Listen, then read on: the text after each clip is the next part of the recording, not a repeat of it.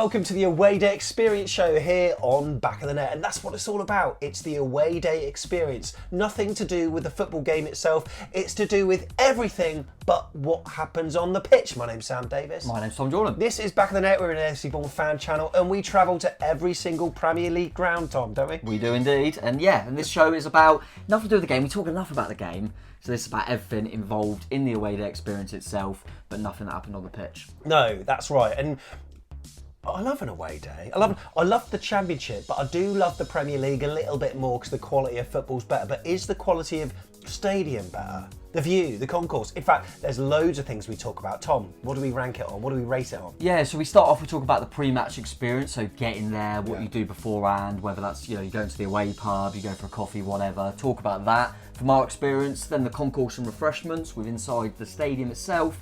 Then we talk about the stadium and the view that you get from the away end, the atmosphere from the home fans on the day or night, and then the people themselves from the away fans. So yeah, we give it loads, mate. That's almost too much. Too much information. And what we do, we score them out of 10, and then at the end of it, we need to classify it on our league table. Yeah. We don't do a league table, we do a tier list. Tom, talk us through this tier list. This is the live tier list as it is at the moment. Yeah, so right at the top, we've got Banging Visit, which is just an unbelievable away day. Loved it. Top draw. Then we do Decent Day, so exactly what it says. It's a decent day. It's really happy with the away day experience as a whole.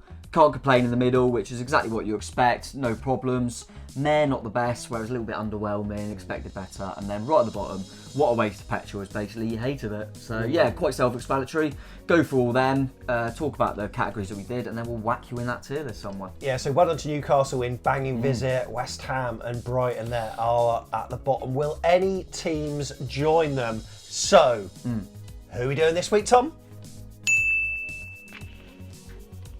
Yeah. We won't talk about the football. They've had a poor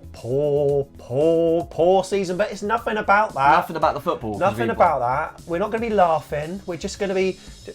Nothing about the football. Nothing about the football. And look, we're going to... In some ways, I'll caveat this. It's my favourite away day because it is a local game and we don't have to travel too far. But obviously, a number of Bournemouth fans, like Premier League fans, if you're watching this, if you don't know much about Bournemouth, like Southampton's main rivalry, Portsmouth. Yeah, Portsmouth. They're closest. They're going to be close to them. So.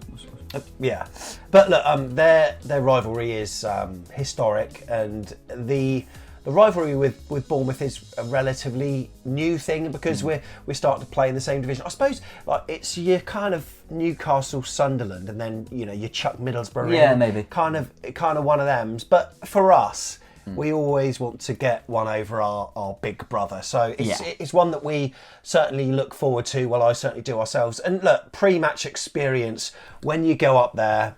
I mean, look, 20 minutes. 20 minutes. Yeah. Like half They an hour almost by call it a car. derby. It's so local. Yeah, exactly. You could call it that. They wouldn't like it if you did, though, mate. Nah. Look, most of us would usually get the train. I think a lot of people did get the train. There were some issues with a broken rail at Brockenhurst or something. So some fans were like, "Oh, can we get it? Can we not?" In the end, a lot of Bournemouth fans could end up getting the train, but a little bit later in the day, we ended up driving up and parking not so far away from the pub or pubs. Now, a lot of Bournemouth fans go to Yates's, which is Get me in there. yeah, which has always got a good pre-match vibe. Also, the Scholars Arms is another popular one as well. Also, the some Bournemouth fans went to the Chapel as well. But Tom, we went to Yates's, didn't we? We did indeed. Busy. Yeah, always getting Yates. Just because I like the, as you say, mate, because it's close and stuff. I do like you get all the away fans in there, and you get a bit of a sing-song going, and it's a nice atmosphere, nice vibe in there. So yeah, enjoy it. It's one of them where I do like having a sing-song actually. Yeah. I do like having a sing-song in there. Like in most, I like my sort of chilled vibe, but that's one where I really want to have a few beers and get properly up for it. And it's fair to say we enjoyed the pre-match mirth and merriment. Like everyone was getting 2 pinters, mate. Why not? 2 pinters. Yeah, it was bad.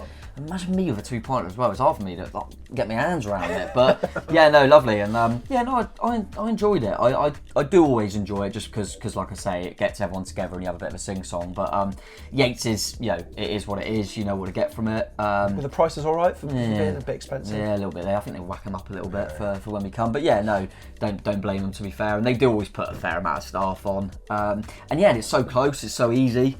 in that sense. So yeah, it's all happy really. I'm sure you didn't have any problems in there. No, I mean, like, did you take any selfies with anyone? Yeah. Oh, yeah, Yeah, quite a lot of people on their phones and stuff like that. Yeah, you know, like recording stuff. Yeah, so like if you've got a recording device, you know, you're absolutely fine. Not me. Oh no, you took a little bit of trouble in there, didn't you? Mate, I create trouble wherever Yeah, I go, caused some problems. I cause some I was right outside having a fag and everyone going, Sam's going. I was like, what? Sam's getting chucked out. I was like, what is going on here? So talk me through it. So Right. they were saying, because, so basically, as you see if you watch the vlogs, so you're probably like chatting to a few fans, going, oh, score prediction today and stuff like that. But you've got a little camera that's actually smaller than a phone. It's smaller than a phone. Looks like a vape, I would It's say. thinner, yeah, looks like a vape. Yeah. Probably is one, it can do everything. But chat to a few fans, literally chatting about the game, not really filming around the pub or like doing like close-ups. I'm not doing a like hotel inspector of a pub. I'm literally chatting to fans. And but one thing it does come with is a little wireless mic, which you like see on the free-for-all, like Tiggs is holding it, or I am, or Tom after things, where you can, you know, in louder places, you can sort of condense the sound from everywhere else, and you can get the like, vocal sort of quite nice and crisp. So I was doing that, you know, chatting to a few fans, and then all of a sudden got a tap on the shoulder from a security guard. Excuse me, like, what's that? It's a recording device. I just just chat to a few fans for a vlog on YouTube. Sorry, mate, you're not allowed that in here. I was like, why? Because it's a recording device. All right, okay, so so you chucking everyone with a phone out, are you? All 500 people in here, you chucking them? Well, no, because that's got a separate microphone. I was like, well, I could get a separate microphone for my phone. No, like, look, mate, like, what we're going to have to do is we're going to have to confiscate that, and then you can pick it up when you leave. I was like, oh, well, I'll just leave now then. He said, no, but we don't want you to leave. It's like, well, I'm not giving you my camera. Yeah. He said, well, you know, the manageress is over there, and she said, you got to leave. Or you give us your camera. I said, well, I'm not giving you my camera. So off I go. Yeah, so off I go. He's like, no. Stuart, like, Bournemouth fan, bless him. Right? God, yeah. Legend, right? Legend. I felt really awkward when he did this. I was But joining in as well. You know, there were a number of fans that at this point could see the kind of like confrontation happening. He was like eavesdropping, and then he shouted at the top of his voice, right, lads, everybody out of the pub, everybody go. And I was just in the corner like, oh, don't say that, because that makes Sam me feel goes, more. we all go. Sam goes, we all go. And there was Tom, like, who just started his pint. Like, fuck off, there was no way I was leaving. There was no way I would have been sat Stuart, there. that's so nice, but please, like, I would rather just because, like, I don't want to become the centre of attention. It was all right in the end because you stayed. It was fine. It was Didn't fine. they ring up someone? Yeah, like they rang up head office. That's it. Someone, Dan, he gave him the link to the YouTube channel. See what we do. Realised it wasn't for commercial gain, so to speak. Yeah. And then they were like, yeah, you're absolutely fine. But even still, I did have one security guard that did give me some grief after it as well. So It was a bit weird, wasn't it? put a little bit of a dampener on Yeah. it. But you know what? They were just doing their job, and there was a bit of a miscommunication there, and I can understand it from the manageress's perspective, because she obviously, if anyone comes with any professional equipment, mine professional? No, but she was just doing her job, so look, I'm not going to hold it against them. But does that affect the pre-match experience? Well, that's up to you, mate, because it didn't affect mine. So, but do you want me to go a score down from what I was going to do? No, I still think it's all right. All right, well, I was going to give it a strong 8 because it's so easy to get to and I like to sing along and stuff. So, yeah, pre-match experience, I'll stick with a strong 8 then. Yeah. Okay, so from St Mary's, it's about a 20-minute walk. Yeah. And it's a relatively easy. I mean, I think it was raining a little bit, but you know that didn't dampen our spirits. You know, and it's relatively easy to get to St Mary's. The stadium we're going to come on to next, but as soon as you do walk in the stadium, you get in the concourse, which is a good size. It sort of reminds me a little bit of the King Power Stadium. Yeah, I don't know if it's the same construction company because it's almost identical, but red. Yeah, lots of similarities. And it's a decent. What's it? 32,000 capacity like in there. But as such, it's a decent sized concourse, and there's plenty of space for plenty of toilets. Disabled facilities are good as well. Plenty of women's toilets, which is good, and everything. Everything's all good. Refreshments wise, mate. Did you have anything? Well, I'd have 2 things. That was a bit annoying. So I was a bit peckish. So the game had only really just started, and I thought, I'll just quickly run down and get a burger or something. Yeah. And they said, all out of burgers. Oh, God's sake. So I'll have a pie. So I had a pie, it was fine. And then went down to get beer at half time. And there was loads of burgers there. I said, I thought the burgers were out. Oh, they're back on now. So now I've got to have a burger, haven't I? Because I fancied one. So they technically got me out of I wouldn't have had that pie. So that was a bit weird. Yeah, and there was someone else that said that they went down at a certain point, and there was just no food left. I think it sounds like you went down at the wrong point in time, but he sort of said, that's a new tactic. I know they're trying to create an atmosphere for themselves and not let the away fans sing, like starving us to death. I mean, it's probably... That's fine, I had more than I normally do. Yeah. But, it's cost me a bit more money. But yeah, no, it was... apart from that, it was all right. I mean, I think... The beer's all right. Yeah, beer's all right. They're obviously going to get a sellout away end when it's us, and they still massive club. They still put a decent amount of staff on and things, and it's a pretty standard, decent concourse. So yeah, we'll go above average for it, but nothing spectacular. I'll give it a 6. A 6. All right, there we go. 6 for concourse and refreshments. All right, on to stadium and view. We've just touched on the stadium, but it's it's one of those bowl shapes. There's no pillars, cantilever roof. Wherever you go, it's a good view. You can go right at the bottom, pitch level, or right at the top at the back. Yeah. There's just a single tier all the way around, and it's kind of, depending on where you sit, you're either behind the goal or you're slightly aside as well, and it's a good view actually, isn't it? Yeah, I've obviously been there a few times. I've never had any problems, and I didn't this time. I didn't sit anywhere near I was supposed to be sitting, by the way. I was on the stairs for the whole game because there was no seats around. But yeah, it didn't bother me. And like you say, the view's still fine wherever you are, really. So never had any problems there, and didn't. You mentioned on the previous category, there is a lot of similarities to Leicester, the shape of talking about the stadium and stuff and the way it is. But yeah, the view is absolutely fine. No real problems with it, to be honest. I don't know. I know a few people that were in different areas, and no one seemed to have any sort of issues.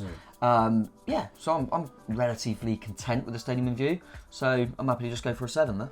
7, yeah, 7 for stadium and view there. Right, the atmosphere. This is one where I suppose we've got to tap into a little bit of the team's form during the game, form in the league, and obviously Saints rooted to the bottom of the table, and recently their performances have been less than adequate, and their own fans will say that, and it reflected really in the atmosphere at St Mary's. It's probably unsurprising in many ways though, isn't it? Yeah, we always make this caveat because obviously when you go into atmosphere you have to kind of take into account what's going on the pitch and how the season's going.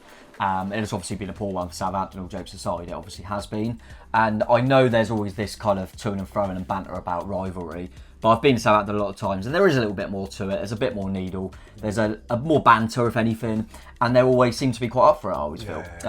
Regardless of if they want to admit that, I do always feel like it gets going and it's good. And this was the first time I thought, they're not really giving us anything back. No. We're giving them a bit of banter as we do, and they're not really giving anything back. They normally get it going in there. But as I said, you've got to caveat that with the fact that they were pretty rubbish on the day. We obviously win the game, and they don't score a goal, and they're down on their feet. They kind of felt like they were virtually gone anyway. So I kind of get that, but they didn't help their team. They probably, I don't know, I'm not a Southampton fan, so they probably feel like the players don't deserve it or whatever, but they didn't really help them. No. They weren't the 12th man, were they? I've always found that in terms, I think some of their own fans say this, like about the lack of songs. You always hear them sing "Oh When the Saints Go Championship," and then the other song is like "Will I Be Pompey, Will I Be Saints?" That one. Yeah. Nothing else. Nothing else. No, there wasn't really, was there? No, it was normally I hear a bit more. We love Southampton. We do. We love. Yeah. No, is that or something like that? Not sure. It's a difficult one. I'm sure if any Southampton fans are watching, they'll say it's because of what's on the pitch. Because I'm happy to say I've been there before, and it's normally a lot better. But we got to go off this game, and the atmosphere was poor. So you've got to go below average. I'll go 4. Yeah, 4. Yeah, 4. I think that's fair enough. Finally, then we've got the people. The people, and this is very difficult because you know when you think of Saints people, you think of your friends. In some cases, your family, the Woodland family, people on Twitter and stuff, and there's a mixture of personas that you come across on Twitter. We know Adam Woodland; he's the Ted McDougall. Check the vlog, because we were talking about him, his brother Sean, great guys. Yeah. And then their brother Dan. Oh, not so great nice guy. They all seem alright, don't they? But yeah, I don't know about that. It's a difficult one because we do this kind of light-heartedly, the people, and you don't touch it. I'm sure they're all lovely people, but in terms of myself, said this on different shows.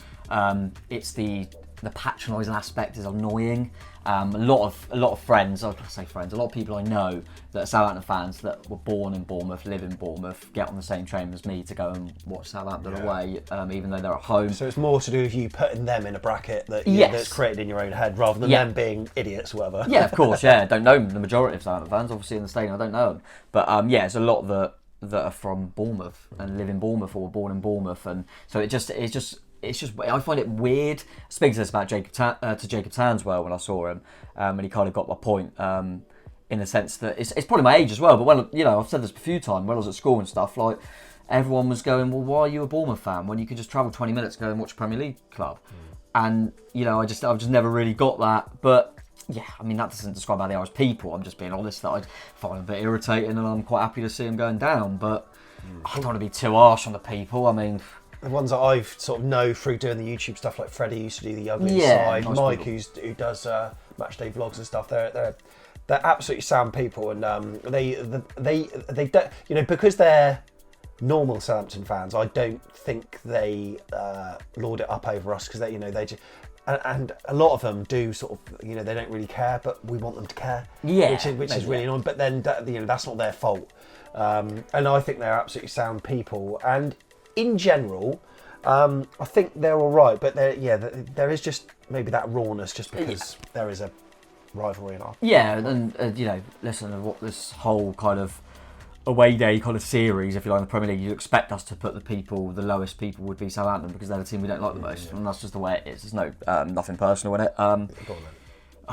4. There we go. 4. That'll do. I think that's absolutely fair enough. Right. Okay, so let's bring. They don't care anyway. They don't care. None of them don't are care here. about us. So we could just put bottom of this tier list if we wanted to, since they don't care. But look, it's cool. What a waste of petrol. Cost me more petrol to come to yours, I think. Yeah, it probably does. All right. So look, where's this going? I you know what? There've been a few away days I've had there before, and it does depend on the result. I mean, I remember that 3-3 that we had there. It was a nice sunny day, and I came back and we got a last minute goal, Callum Wilson, and it was just like that was a decent day. Yeah. And then obviously the night game. But I'm trying to take the football out of it. Yeah, I'm just trying to look at it all in general, and I think I'm just trying to go in isolation of this away day experience, and I'm quite happy with where I'm going to put it. Right. In terms of it's close. I like the pub beforehand. I said all that stuff. Stadium's all right. All that stuff is good. And then a little bit, I was disappointed with their atmosphere on the day, and some of the people annoy me. So it's kind of like, so that to me, in my head, goes, well, that means it should be straight in the middle then. So I'm going to go can't complain. And I think that's fair. Can't complain. Tom's going can't complain. Saints fans, are you okay with that? They're not here. Yeah, you're not here. They don't care. They're not watching a Bournemouth video. They've checked out already, haven't they? Jesus. There we go. But you know what? What I would say is that towards the end of the season, we may recalibrate this and at least order them, put them in a particular order, because like from left to right, we're going to have them. So 1 to 20, we'll rank them. So look forward to that. Because then you can compare all the. Because obviously there's kind of game stake and stuff. It's not fair on the teams that we've played when we had nothing to compare to. Okay. So we'll do that at the end of the season anyway. But Southampton fans, if you want to come back, if there are any of you here, then you're welcome to at the end of the season. And because it's nice to still see some Premier League content. Subscribe, like, and we'll see you in the next one, where we're going to be talking about Crystal Palace. Look forward to that. Up, Ches.